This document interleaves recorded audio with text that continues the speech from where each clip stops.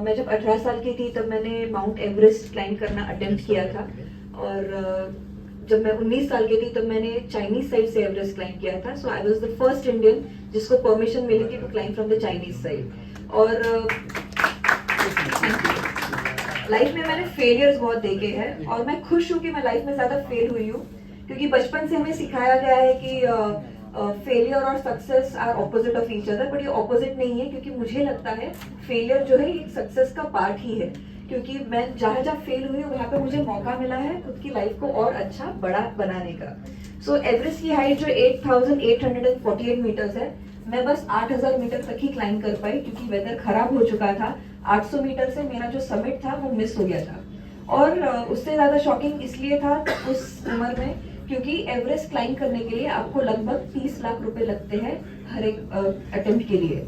और एक middle class family से आती हूँ तो ये बहुत ही महंगा सपना था मेरा। पर मेरी नानी ने अपने सारे गोल्ड ज्वेलरीज बेच दिए, मेरी मम्मी ने अपने सारे गोल्ड ज्वेलरीज बेच दिए।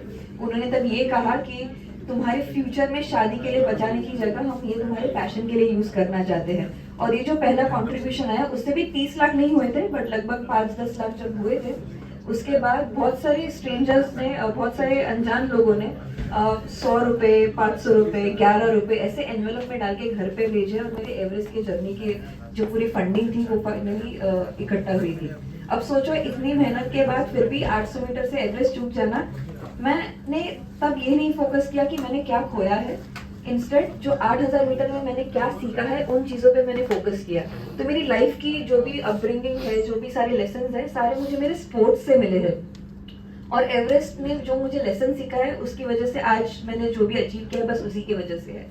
एवरेस्ट से वापस जब मैं नीचे आई, इनफैक्ट बहुत बार मेरे नियर डेथ एक्सपीरियंसेस भी हो चुके थे, क्योंकि बॉडी में ऑक्सीजन 30% से कम हो चुका था। बहुत लोगों ने बोला था शायद मैं जिंदा वापस ना आऊँ, पर मेरे जो शेरपा थे उन्होंने मुझे कभी गिव अप नहीं किया। जैसे इंजरीज में भी हम बोलते हैं अर्ली डिटेक्शन, जब आप पहले इंजरी को डिटेक्ट करते हो वो बहुत जरूरी होता है, क्योंकि राइट समय पे, सही समय पे ट्रीट करना आपको उससे आगे बढ़ाने से बचाता है। वैसे ही मेरे शेरपा ने जब देखा कि मेरा बॉडी ऑक्सीजन लो है, इमीडिएटली उन्होंने मुझे आर्टिफिशियल ऑक्सीजन सिलेंडर पे डाला, बहुत सारे प्रिकॉशंस लिए, hot chocolate, hot T, hot coffee, जितने फ्लूइड जा सकते हैं। उसके बाद 4 घंटे बाद जहाँ मेरी याददाश्त पूरी चली गई थी, मैं वापस कॉन्शियसनेस में आई। फिर हमने एवरेस्ट से डिसेंड किया और उसके बाद 1 हफ्ते बाद रिकवर होने के बाद वापस चढ़ाई शुरू की।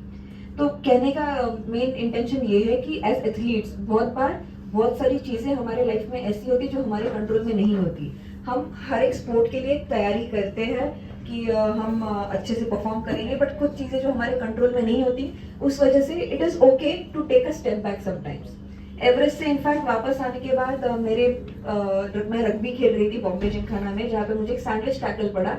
मैं जो नीचे लैंड हुई, मुझे मेरे घुटने में लिटरली पर्दा जैसे फटता है वैसी आवाज सुनाई दी।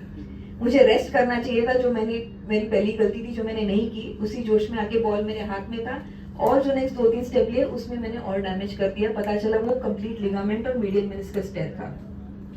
सर्जरी हुई।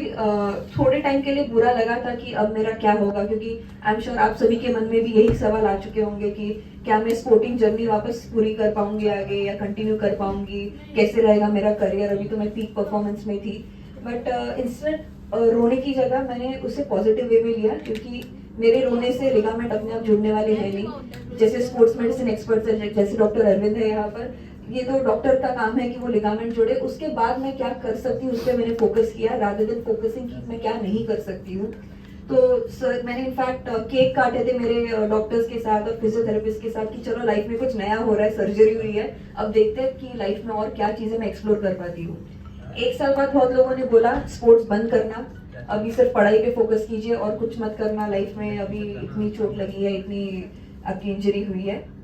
वही बस प्रूव करना था, क्योंकि अभी अगर आप देखोगे हर एक इंजरी के लिए इतने एडवांसमेंट्स है, इतने डॉक्टर्स इक्विप्ड है कि आपको बैक टू स्पोर्ट आने में बहुत मेहनत करते हैं। और उसी के लिए फिर 1 साल बाद प्रॉपर रिहैबिलिटेशन के बाद मैंने हिमाचल के पालमपुर एक गांव है वहां से साइकिलिंग शुरू की थी।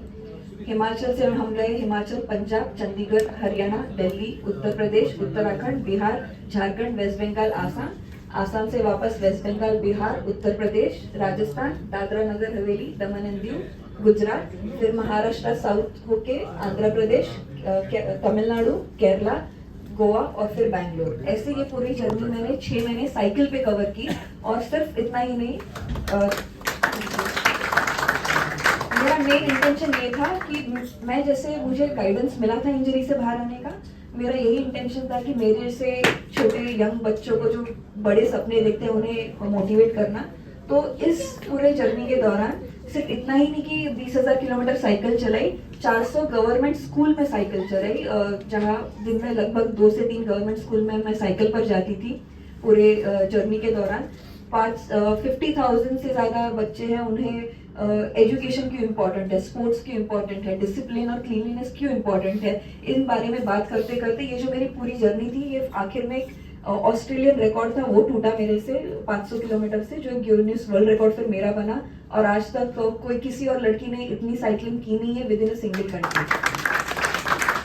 और ये हुआ मेरे सर्जरी के बाद।